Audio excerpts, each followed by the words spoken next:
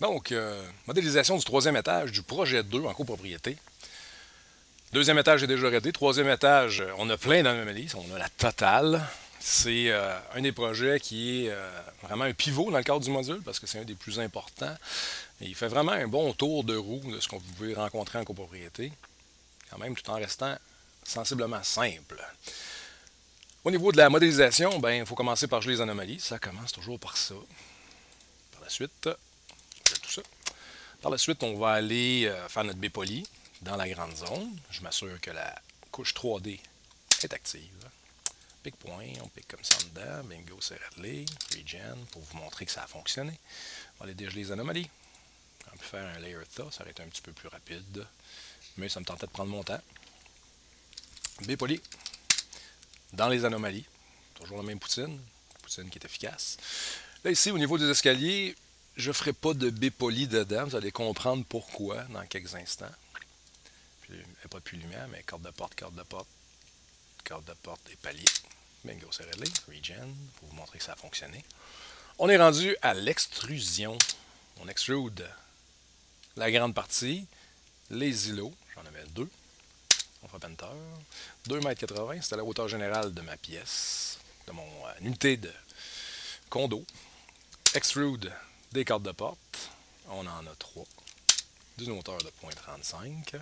Excusez, pardon. Extrude de mon palier, qui mesurait 0,32. Et extrude des puits de lumière. Et là, j'y vais de mémoire, là, qui sont égales à 0,381. Possible que je me trompe, là. Donc, méfiez-vous de moi, rendu à cet endroit-là. Maintenant, on va monter nos cartes de porte en position. Facile, facile, facile. Donc, j'utilise la commande Move, comme ceci. Carte de porte, pas le carte de porte, mais le palier est déjà au bon endroit. Les puits de lumière, eux autres, ben dans le fond, les puits de lumière, il faut qu'ils soient, je pourrais dire, à ras le plafond. En résumé, il faut qu'ils montent de 2,80 m. Plusieurs techniques qui peuvent être utilisées. Là. Vous pouvez utiliser, je ne ferai pas les. J'aurais pu faire les deux en même temps, je vais les faire les deux séparés juste pour vous montrer les deux techniques. La technique niaiseuse, présentement sont au sol, je les monte au plafond. Voici le résultat. Simple et facile. Ou sinon, la technique, je me creuse la tête un petit peu parce que j'ai fait du DAO.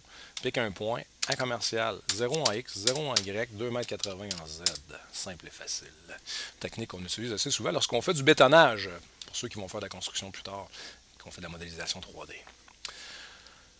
On serait donc rendu à l'étape de modifier notre grosse masse qui présentement n'a pas le bon volume.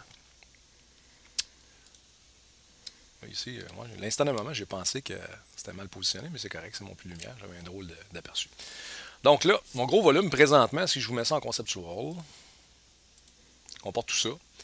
Mais entre autres ici, ça, ces puits de lumière-là, il va falloir que ce soit ajouté à ma surface, tandis que les cartes de porte, eux autres, vont devoir être éliminées de ma surface, de ma masse, devrais-je plutôt dire, ainsi que mes îlots.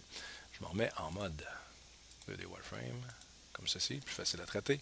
Subtract, gros, Enter, et là, on enlève, c'est-à-dire on sélectionne qu'est-ce qui m'enlève du volume. Faut pas oublier le palier, comme ceci. Ça me donne l'impression que ça n'a pas marché. On va reprendre.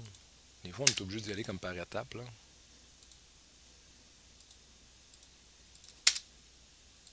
Ah, ça semble bon. Gros, Enter, petit, Enter. Vous voyez là, des fois, ça ne marche pas. C'est pas grave si on y va par étapes. Après ça, on prend toujours le temps de se mettre en conceptual pour aller voir si ça a du bon sens. Donc, mon palier, c'est OK. Mes îlots, c'est OK. Les cartes de porte, c'est OK aussi. Merveilleux. Dernière étape, unir ces deux masses d'air-là qui me donnent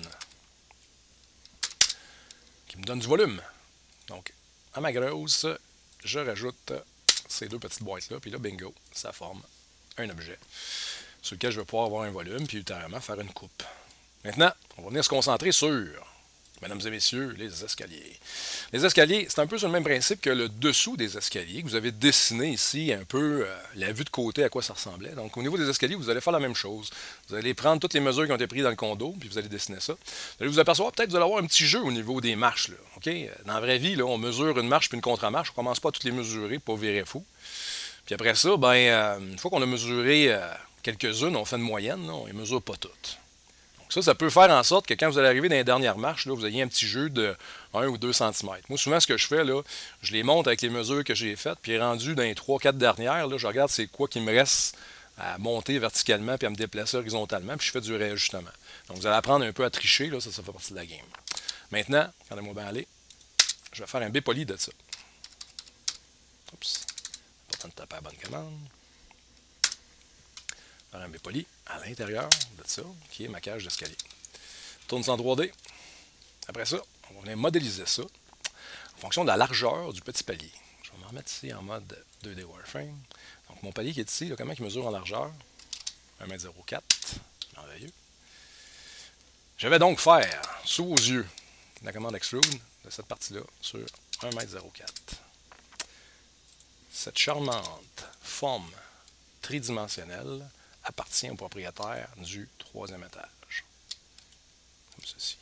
Je vais même faire un petit rotate pour aider ceux et celles qui ont de la misère avec les blocs Lego. Donc ça, là, ce morceau d'air-là doit être joint au 3e étage. Et là, vous avez remarqué tantôt, là, la limite supérieure de mon escalier, ce qui est en fait un trou dans le plancher. Je l'ai gelé, puis j'ai pas fait de bépolé à l'intérieur. Pourquoi? Parce que dans le fond, tout ça, c'est de l'espace qui m'appartient, puis l'espace au-dessus des escaliers m'appartient aussi. C'est un volume qui m'appartient. Donc, il faut que j'aille positionner ça là, avec cette commande obscure qui est aligne. Et là, encore une fois, vous allez pouvoir tester, voir si je suis bon dans les blocs Lego. Absolument, j'étais bon. On va aller voir ça. C'est magnifique. Donc, vous voyez que mon puits d'escalier maintenant est positionné sous mon 3e étage. Tout ce qui manque à faire, c'est unir les deux. Comme ceci, pour avoir maintenant, on va mettre ça en conceptual. Si je clique là-dessus, je vais vous montrer ça. Pour avoir un peu un volume total, une masse totale qui va être semblable à ça. Et, soit dit en passant, c'est pas de la magie, c'est juste la modélisation tridimensionnelle de l'espace que le propriétaire du 3e étage occupe.